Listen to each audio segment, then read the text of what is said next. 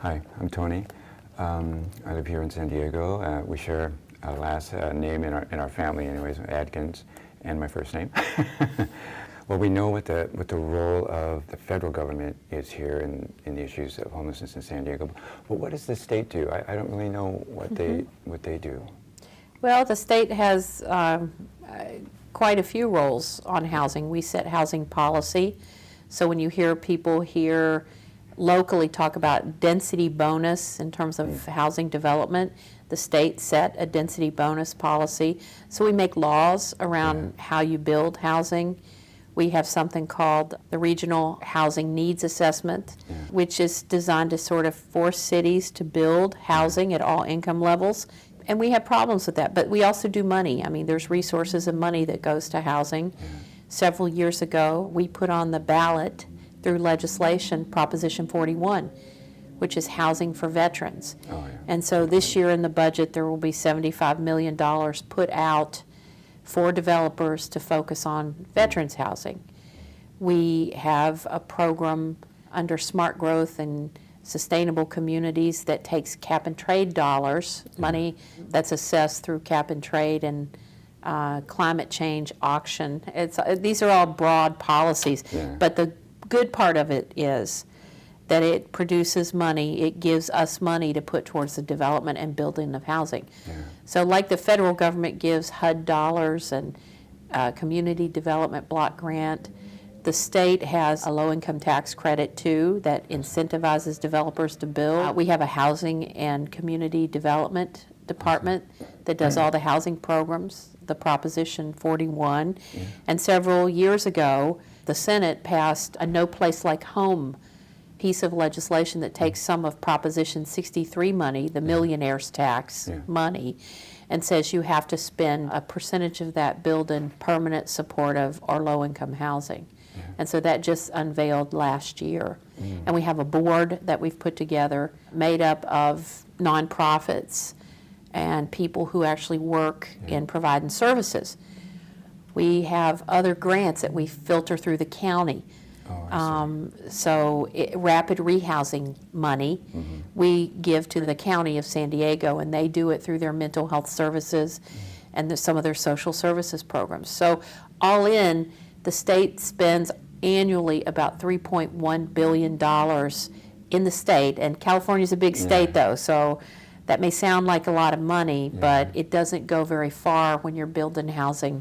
We interviewed the guy from the Tribune who is a business writer, but he was writing about homeless issues lately, and his idea was that homelessness is increasing because the affordable places to rent are being torn down and not replaced. And just after I talked with him, I went to my storage, and right across the street they tore down one of those old places and put a parking lot there.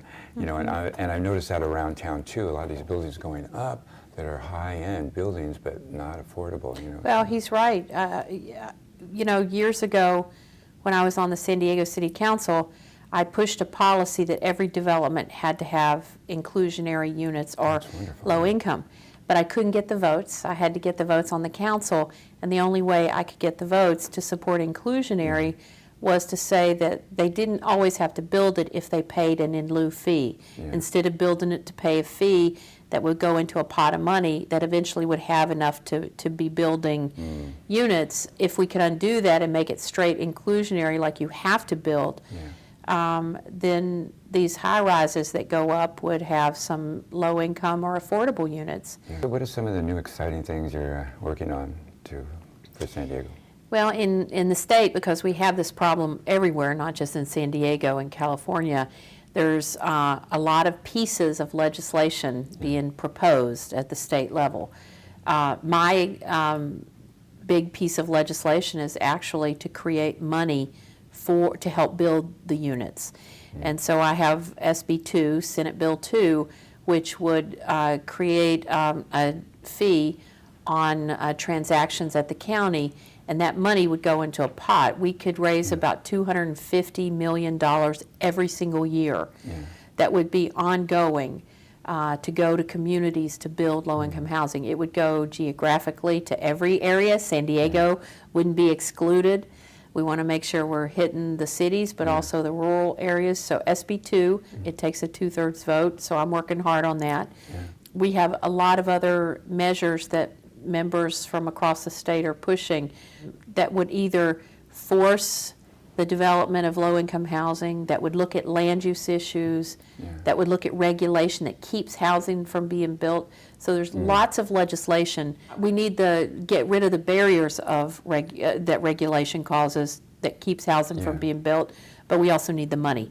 So I'm working on the money piece, and other people are working on the regulatory piece. But really, you know, we can do all that. And we've put more money in with cap and trade. Yeah. We've put more money in with Prop 63. We've got to get that money into the communities. There is money there for development of low-income housing. Another barrier is communities that don't want it in their neighborhood or making a priority to put affordable housing versus high-end, you know, luxury housing. Yeah. Because we need both. And we've lost single-room occupancies. The article in the newspaper was accurate. When I was on the city council, we had a couple of SRO, single-room occupancy buildings, the Maryland Hotel. Yeah, San Diego Hotel, Yeah. right on Broadway.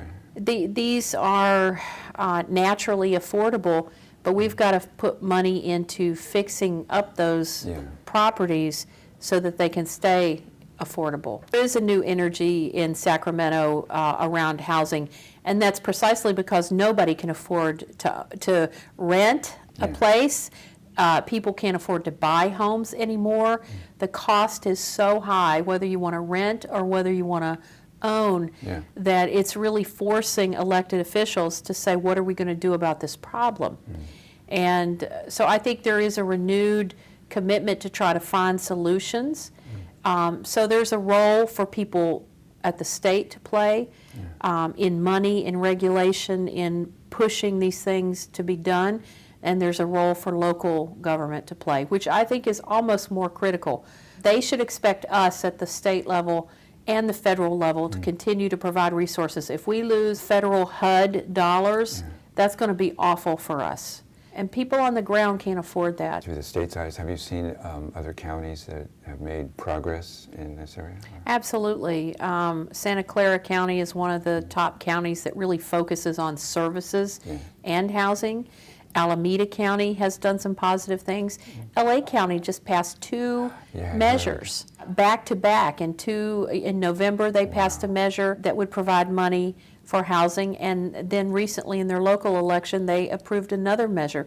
We need to do that in San Diego. There's talk about a housing bond for San Diego in 2018. We need to do that. There's talk about increasing the TOT rate here locally and have some of that money go to help support homeless services and housing. We need to do that. So how would a local bond help the homeless here? I think there's a way to craft the bond measure that would help make sure that you're getting the lowest level of income, the extremely low income. And there can be a commitment to homeless housing as part of that, and there should be. We need housing at every level, but we really have to focus on the below 80%, 60%, 50%, 30%. We really have to focus on that, and we have partners.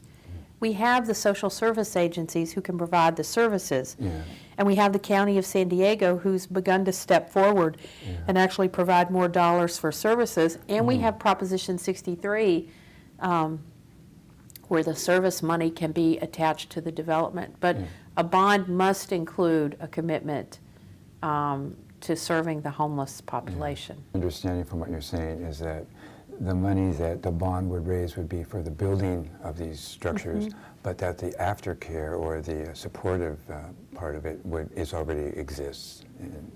It will take coordination. I mean, what everyone is telling us is we don't have the units of housing. I think the work of the regional continuum of care has gotten more important. I'm excited about what I hear. They've gotten focused in a way they've never been before.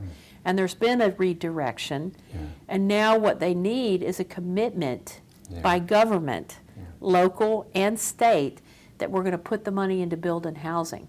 And we have to make that happen. Yeah, that's true. I think you're right about that.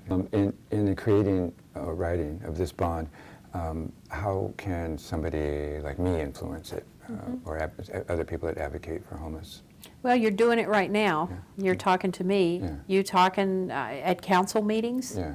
where they will have to put that measure on the ballot. Yeah. The local city council will have to put the measure on the ballot, whether it's the housing bond for 2018 that they've started to talk about, or whether it's the mayor's proposal.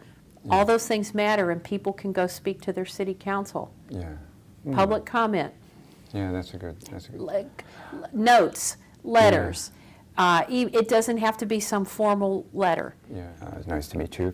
I'm looking forward to it all this time. And is there anything you want to add to? Well, I thank you for taking time to talk to me. I want you to know I'm not giving up on this work. It's what Yeah. brought me into politics, that there are solutions, and I think we've got to stay focused, and we can't forget each and every day there are people out there counting on us to get this done. And I am just so sorry we haven't solved this problem for you. Yeah, well, the groundwork's there. I guess you just keep building. Keep Like your working. sign says there, keep going forward. Yeah, well, thank you. Okay. Thank you, Toni. Okay. Good strong coffee, too.